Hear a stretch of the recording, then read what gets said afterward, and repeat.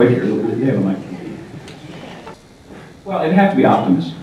Did you notice that Bumblebee had kind of a thing for Optimus? I mean, I think it worked for the size factor. Yeah, well, yeah, but if you're a 1,000-pound vehicle, it does, because unless you're on top. I meant like for the kids in the audience, like acrobatic kind of thing. Optimus was my favorite, but I got to tell you, Starscream is right up there. And as I said, I watched one of the episodes just to yeah, Chris Lava. Let's.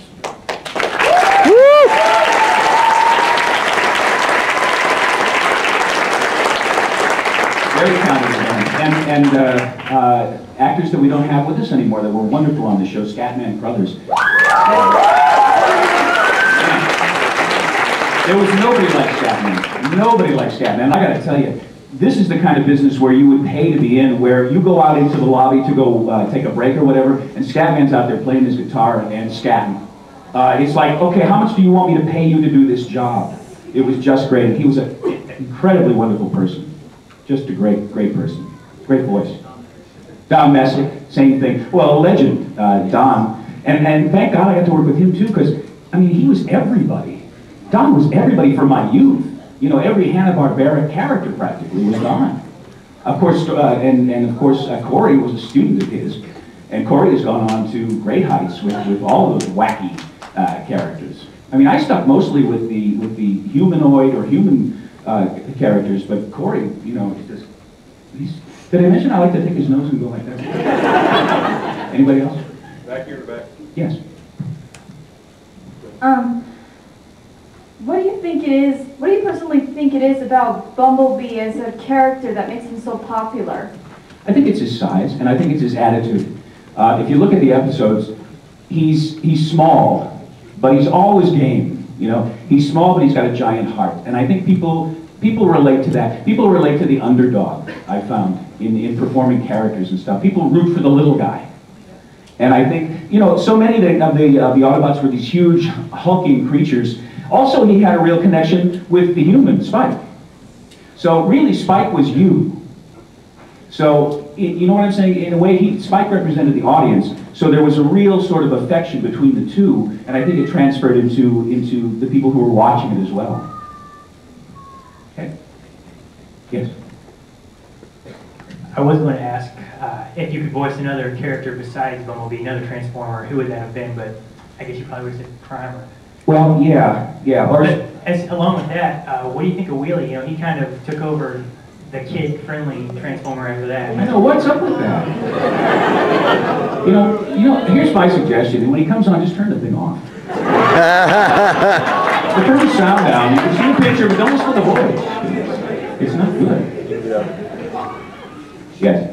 When you voice characters, or any of the actors, do they give you sort of the preparation, like say, the tech specs or something? How do you get into character? Was it left up to your interpretation of what Bumblebee should be, or did they give you sort of the tech spec or some background? When we first started, actually the audition process is kind of interesting with a show like this, or any animated show. The audition process is really much more involved than a normal audition. In a normal, and I do on-camera stuff as well, so normally you walk in to an office, and I call it office acting, and it's really a lot of fun. There's a filing cabinet here, and a desk there, and a chair there, and now, okay, you're in an alley, okay, and it's raining, okay, but there's a file cabinet there, a desk there. So that's very different. They will work with you, and Wally worked with each one of us to sort of develop a basis for each character during the final auditions. And then, as I say, you look at shows like The Simpsons. If you see some of the earlier episodes, Dan Castellaneta hasn't got Homer until a little bit further in. And that's what happens. A character develops. In fact, if you look at the early Homers, the models, in fact, the way Homer looks has changed too.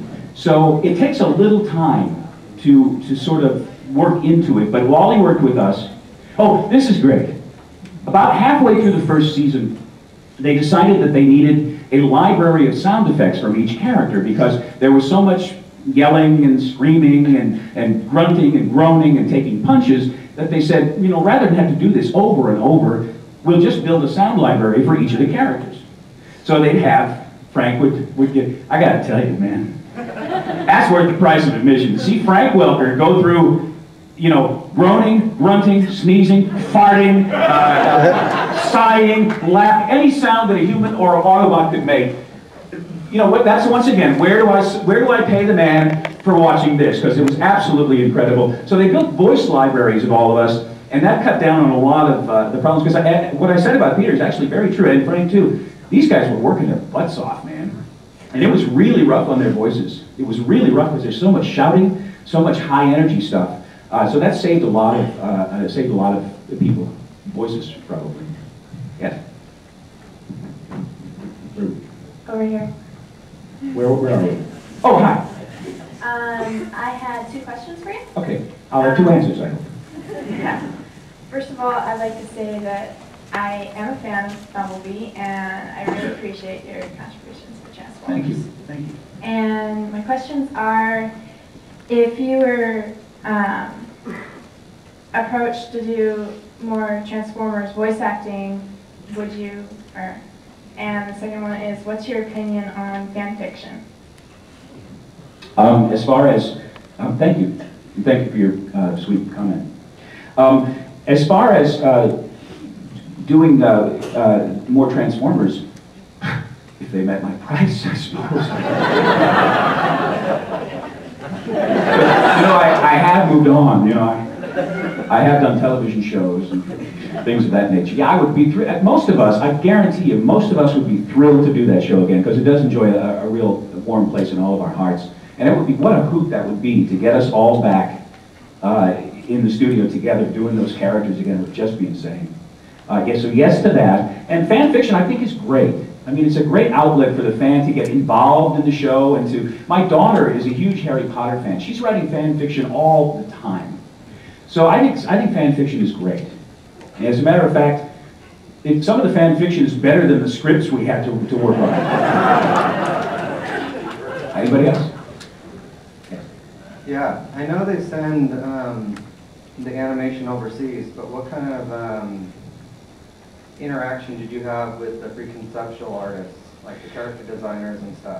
Actually, very little. They do supply, once again, during the audition process, you're presented with sketches of the character, which in most cases helps you. In the case of this show, it was a little different because you're looking at a car, and it's like, oh, I get it. Okay, a Volkswagen. It sounds like this, right?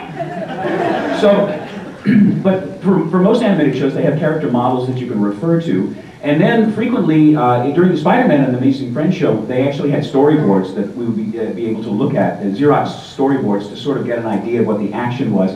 But pretty much, you have to depend on the director who has a storyboard, for sure, has studied it hopefully the night before or the week before, and has seen that, you know, this character is 50 feet away from this character at this point, so that's how much we need you to shout. So you really have to depend on the director for a lot of that stuff. And as I say, Wally was meticulous. I mean, he did a wonderful job, let's face it. I mean, the shows have stood up. But he was very, very meticulous with his directing, and very helpful frequently. Yes? I was just wondering if you had any advice for the people that are doing the directing session with Wally Burr this afternoon. Run. What, is Wally here yet? Let's see. Patience. No, well, you know what? It's been 20 years. Maybe Wally's mellowed. You can't tell. You know? No? It's worse. It's Wally's son right here. I would say concentrate. Try and forget that you're being watched by like hundreds of people. You know, because that's gonna throw you off. But one of the most important things about any acting is the concentration, is to stay focused. Because obviously, when you're doing a television show, there's cameras and lights and cables and all kinds of stuff. You've literally got to create sort of a bubble around yourself, where you can control, you know, what you're doing and not be distracted by the grip over here that's scratching his crotch. You know, don't look. There's no grip over there scratching their crotch. It was a metaphor.